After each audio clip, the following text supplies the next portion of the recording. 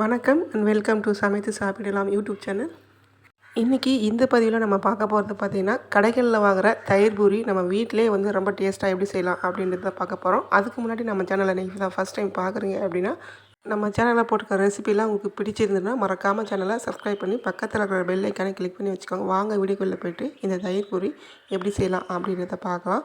First step பார்த்திங்கன்னா, நம்ம வந்து ஸ்வீட் சட்னி வந்து ரெடி பண்ண போகிறோம். அதுக்கு இங்கே ஒரு பவுலில் பார்த்திங்கன்னா ஒரு நெல்லிக்காய் சைஸ் அளவுக்கு புளி சேர்த்துட்டு, வார்ம் வாட்டர் நல்லா வெதுவெதுப்பான இருக்கிற தண்ணி பார்த்திங்கன்னா இதில் வந்து ஒரு கப் அளவுக்கு சேர்த்துட்டு, இதை வந்து நம்ம ஒரு அரை மணி நேரம் ஊற வச்சு எடுத்துக்கலாம்.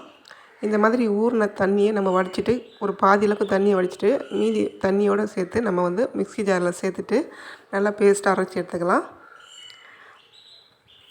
அதிகமாக தண்ணி சேர்த்து அரைக்கிறப்ப பார்த்திங்கன்னா மேலெல்லாம் தெளிக்கும். ஸோ இதில் வந்து பாதி தண்ணி மட்டும் நம்ம இதில் சேர்த்துக்கலாம். சேர்த்துட்டு இப்போ நம்ம மிக்சியில் நல்லா பேஸ்ட்டாக அரைச்சி எடுத்துக்கலாம். இந்த புளியில் நார்லாம் இருந்தால் எடுத்துகிட்டு அதுக்கப்புறம் நம்ம மிக்சியில் சேர்த்துட்டு இந்த மாதிரி பேஸ்ட்டாக அரைச்சி எடுத்துக்கலாம். அரைச்சி எடுத்த இந்த புளி பேஸ்ட்டில் நம்ம ஏற்கனவே புளி ஊற வச்சுருந்த மீதி தண்ணியை சேர்த்துட்டு நல்லா கலந்துட்டு இதை வந்து நம்ம இந்த மாதிரி ஃபில்ட்ரு பண்ணி எடுத்துக்கலாம். இப்போ இந்த புளியோடைய சக்கையெல்லாம் நம்ம எடுத்து தூரம் போட்டுடலாம். இந்த தண்ணியை மட்டும் நம்ம எடுத்துக்கலாம். இப்போது நம்ம ஸ்டவ் ஆன் பண்ணி ஸ்டவ்வில் நம்ம ஃபில்ட்ரு பண்ணி வச்சுருக்க அந்த புளி தண்ணியை வச்சுட்டு 2 நிமிஷம் நல்லா கொதிக்க வைக்கலாம். இந்த புளி தண்ணி ஒரு 2 நிமிஷம் நல்லா கொதித்ததுக்கப்புறம் இதில் 2 டேபிள் ஸ்பூன் வெல்லம் சேர்த்துக்கலாம். வெல்லம் சேர்த்துட்டு ஒரு 2 நிமிஷம் நல்லா கொதிக்கட்டும். அடுத்து இது கூடவே 1 டீஸ்பூன் தனி மிளகாய்த்தூள், 1 டீஸ்பூன் தனியாத்தூள், அடுத்து இது கூடவே 1/2 டீஸ்பூன் சோம்புத்தூள், 1/2 டீஸ்பூன் வறுத்து பொடித்த ஜீரகத்தூள், கூடவே ஒரு 1/4 டீஸ்பூன் பெருங்காயத்தூள், 1/4 டீஸ்பூன் சுக்குத்தூள், கூடவே 1/2 டீஸ்பூன் பிளாக் சால்ட்டு சேர்த்துக்கலாம். அடுத்து சால்ட்டு பார்த்திங்கன்னா நான் 1/2 டீஸ்பூன் சேர்த்துக்கிறேன். தேவைக்கேற்ப வந்து நீங்கள் சால்ட்டு சேர்த்துக்கோங்க. கூடவே 1 டேபிள் ஸ்பூன் ஒயிட் சுகர் சேர்த்துக்கலாம். இதெல்லாம் சேர்த்துட்டு கொஞ்சமாக தண்ணி சேர்த்துட்டு நல்லா கலந்துட்டு ஒரு 5 நிமிஷம் கொதிக்க வச்சுக்கலாம். இப்போ இந்த மாதிரி கொஞ்சம் கெட்டியான பதத்துக்கு வந்ததும் ஸ்டவ் ஆஃப் பண்ணிடலாம்.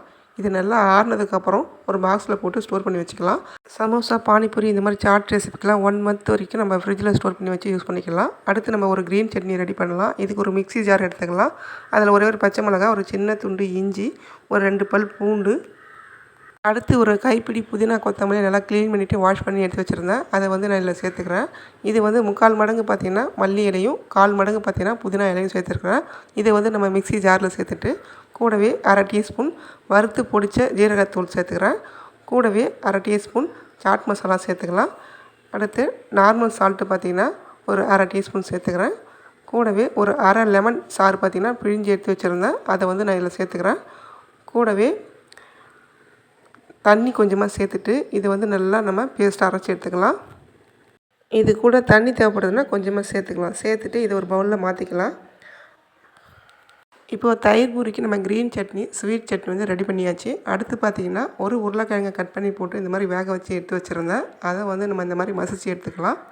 இது கூடவே நம்ம 1/2 டீஸ்பூன் தனி மிளகாய் தூள், 1/2 டீஸ்பூன் சாட் மசாலா சேர்த்துக்கலாம்.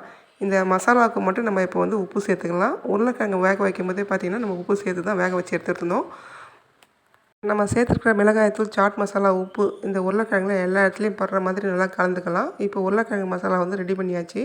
இது கூடவே நான் ஒரு கைப்பிடி அளவுக்கு வெள்ளை பட்டாணியும் வேக வச்சு எடுத்து வச்சுருந்தேன். அடுத்து பார்த்திங்கன்னா ஒரு மிக்ஸிங் பவுல் எடுத்துக்கலாம். இதில் நல்லா கெட்டியான தயிர் பார்த்திங்கன்னா வீட்டில் ரெடி பண்ண தயிர் பார்த்திங்கன்னா ஒரு 100 ml அளவுக்கு நான் எடுத்துக்கிறேன். கடைகளில் பார்த்திங்கன்னா சுகர் டேஸ்ட் கொஞ்சம் அதிகமாக இருக்கும். எனக்கு வந்து சுகர் டேஸ்ட் பிடிக்காது அப்படின்றதுனால நான் ஒரு 1/4 டீஸ்பூன் மட்டும் சுகர் சேர்த்துக்கிறேன். நீங்கள் விருப்பப்பட்டால் ஒரு 2 டேபிள் ஸ்பூன் சேர்த்துக்கோங்க. கூடவே கொஞ்சமாக உப்பு சேர்த்து நல்லா கலந்து வச்சுக்கலாம். கூடவே பொடியாக நறுக்கின ஒரு பெரிய வெங்காயம், ஒரு கேரட் துருக்கி எடுத்து வச்சுருந்தேன். கூடவே பொடியாக நறுக்கின கொத்தமல்லி இலையும் ரெடி பண்ணி வச்சுட்டேன்.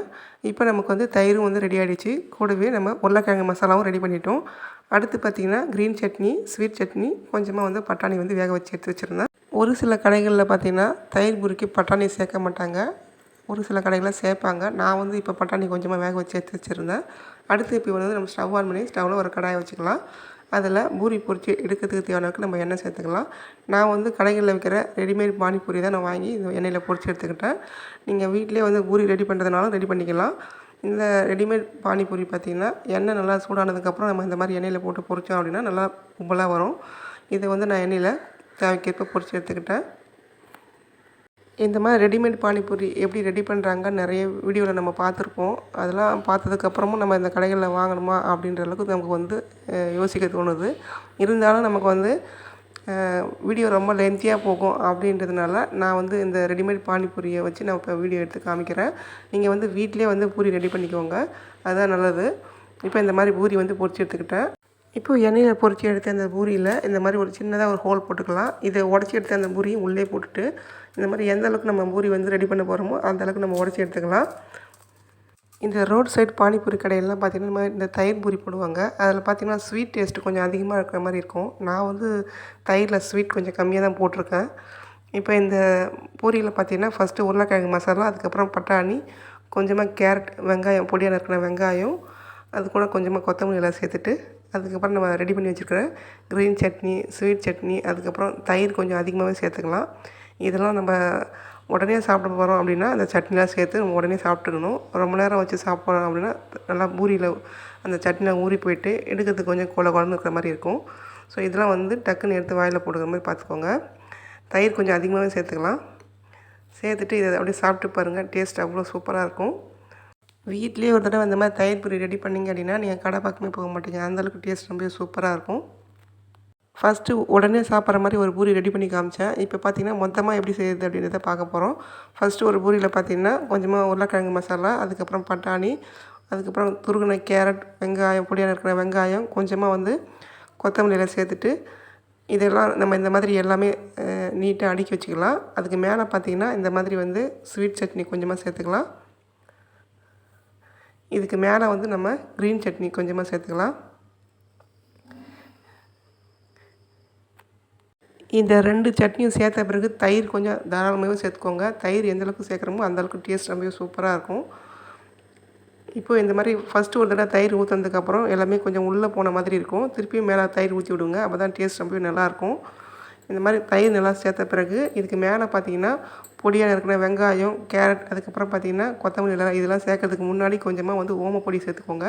எப்போ நம்ம சாப்பிட போகிறோம் அப்படின்னு நினைக்கிறோமோ அப்போ தான் வந்து இந்த சட்னி, தயிர்லாம் நம்ம சேர்க்கணும். அதுக்கு முன்னாடி நீங்கள் சேர்த்து வச்சிட்டிங்க அப்படின்னா அது வந்து நம்ம எடுத்து சாப்பிட்றதுக்கு நல்லா வளவலன்னு ஆகிடும். ஸோ இந்த மாதிரி நம்ம ஓமப்பொடி மேலே சேர்க்குறப்போ டேஸ்ட் ரொம்பவே சூப்பராக இருக்கும். இந்த மாதிரி ஓமப்பொடி சேர்த்த பிறகு அதுக்கு மேலே பார்த்திங்கன்னா துருவின கேரட், பொடியாக இருக்கிற வெங்காயம், கொஞ்சமாக கொத்தமல்லி சேர்த்துக்கோங்க. இதெல்லாம் சேர்த்துட்டு இதை உடனே எடுத்து சாப்பிட்ற மாதிரி பாருங்கள், டேஸ்ட் அவ்வளோ சூப்பராக இருக்கும். ஸ்வீட் டேஸ்ட்டு ரொம்ப பிடிக்கும்னு நினைக்கிறவங்க தயிரில் ஸ்வீட் கொஞ்சம் அதிகமாகவே சேர்த்துக்கலாம். ஒயிட் சுகர் பார்த்திங்கன்னா 2 டேபிள் ஸ்பூன் கூட நீங்கள் சேர்த்துக்கலாம். எனக்கு ஸ்வீட் பிடிக்காது அப்படின்றதுனால நான் கொஞ்சமாக வந்து வீடியோக்காக சேர்த்துருக்கேன், இல்லைனா சுத்தமாக சேர்க்காம விட்டுருவேன். இப்போது இந்த மாதிரி நம்ம சேர்த்த பிறகு இதை நான் ஒன்று எடுத்து காமிக்கிறேன் பாருங்கள், எந்த அளவுக்கு நல்லா சூப்பராக இருக்குது பாருங்கள். சாப்பிட்டு பாருங்கள், டேஸ்ட் அவ்வளோ சூப்பராக இருக்கும். நீங்கள் கடை பக்கமே போக மாட்டீங்க இந்த தயிர் பூரி சாப்பிட்றதுக்கு. கடையை தேடி போயிட்டு வாங்கி சாப்பிட்ற தயிர் பூரியை இந்த மாதிரி ஈஸியாக நம்ம வீட்டிலே செஞ்சு சாப்பிட்லாம். இதே மாதிரி நீங்களும் செஞ்சு பாருங்கள். செஞ்சு பார்த்துட்டு டேஸ்ட் எப்படி வந்திருக்கு சொல்லிட்டு கமெண்ட்டில் எங்கள்கிட்ட ஷேர் பண்ணிக்கோங்க. ஓகே ஃப்ரெண்ட்ஸ், இன்றைக்கி பார்த்த அந்த தயிர் பூரி ரெசிபி உங்களுக்கு ரொம்ப ஒரு யூஸ்ஃபுல்லான ரெசிபியாக இருக்கும் அப்படின்னு நான் நம்புகிறேன். வீடியோ பிடிச்சிருந்தா மறக்காமல் வீடியோக்கு லைக் கொடுக்க மறக்காதீங்க. அதே மாதிரி ரொம்பவே பிடிச்சிருந்தது அப்படின்னா உங்கள் ஃப்ரெண்ட்ஸ் அண்ட் ஃபேமிலிக்கு இந்த வீடியோவை ஷேர் பண்ணி விடுங்க, அவங்களும் பார்த்து பயன்பெறட்டும். மறக்காமல் நம்ம சேனலில் போட்டுருக்க மற்ற ரெசிபி வீடியோவும் பாருங்கள். வீடியோலாம் பிடிச்சிருந்ததுன்னா மறக்காமல் சேனலை சப்ஸ்கிரைப் பண்ணி பக்கத்தில் இருக்கிற பெல் ஐக்கானை கிளிக் பண்ணி வச்சுக்கோங்க. அப்போ தான் அடுத்தடுத்து போகிற வீடியோட நோட்டிஃபிகேஷன் உங்களுக்கு தொடர்ந்து வரும். தேங்க்ஸ் ஃபார் வாட்சிங். தேங்க்யூ.